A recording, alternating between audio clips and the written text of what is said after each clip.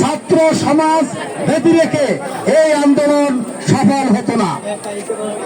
তো আজকে বিভিন্ন জায়গায় অপপ্রচার হচ্ছে, সংখ্যালঘু নির্যাতন হচ্ছে, এটা সম্পূর্ণ অপপ্রচার।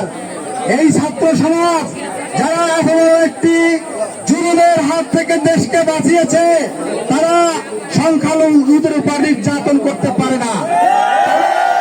নির্যাতন হচ্ছে, কারা করছে তাদেরকে খুঁজে বের করতে হবে। প্রেতাত্মারা, এই যারা ইন্ডিয়া পালিয়ে গিয়েছে, তাদের প্রেতাত্মারা এখনো সচল রয়েছে মাঠে। তারা এই সংখ্যালঘু নির্যাতনের নামে একটি সাম্প্রদায়িক উস্কানি সৃষ্টি করতে চাচ্ছে। ছাত্র ছাত্রীবৃন্দ, শিক্ষার্থীবৃন্দ, তোমরা সজাগ থাকো। তোমরা যেভাবে সজাগ ছিলে এবং যেভাবে তোমরা স্বাধীনতা ছিনিয়ে এনেছ, সেভাবে এদের মূল উৎপাদন করতে হবে। তোমরা প্রস্তুত থাকো। তোমাদের আবার এই যারা এখনো ষড়যন্ত্রে লিপ্ত আছে, তাদের নিশ্চিহ্ন করে এই নতুন একটি জাতির সূচনা করতে হবে। আমরা এই দেশের 3 ভাগের 2 ভাগ সম্পত্তি ইতিমধ্যে পাচার হয়ে গিয়েছে। আমরা এই পাচার সম্পত্তি ফিরিয়ে আনার জন্য সরকার অবশ্যই চেষ্টা করবে, পরবর্তী সরকার। আর এই সীমিত সম্পদ নিয়ে আমরা আবার রুখে দাঁড়াবো। আমরা আমাদের সম্পদ রক্ষা করব। আজকে যারা বিভিন্ন জায়গায় সরকারি স্থাপনায় হামলা করেছে, তারা কারা? এই ছাত্র সমাজ নিশ্চয়ই এটা করেনি।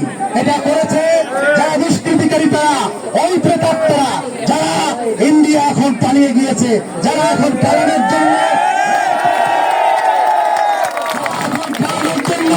এয়ারপোর্টে দিয়ে ধরা খাচ্ছে।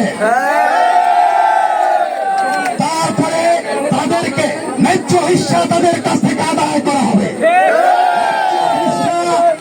তিল করে আদায় করা হবে।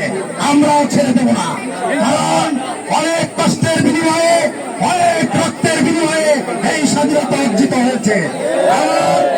আমার ভাইয়ের রক্ত বৃথা যেতে পারে না।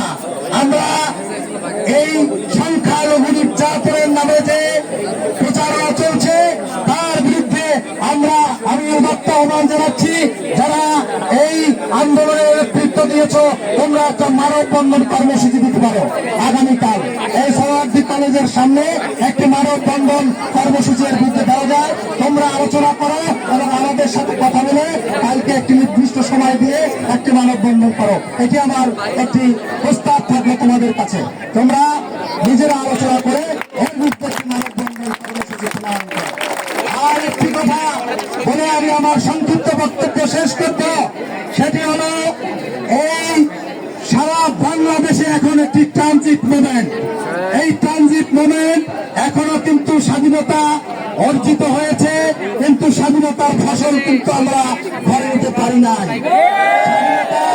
ফসল আমাদের ঘরে তুলতে হবে এবং সেই ফসল আমরা ভোগ করবো ইনশাআল্লাহ।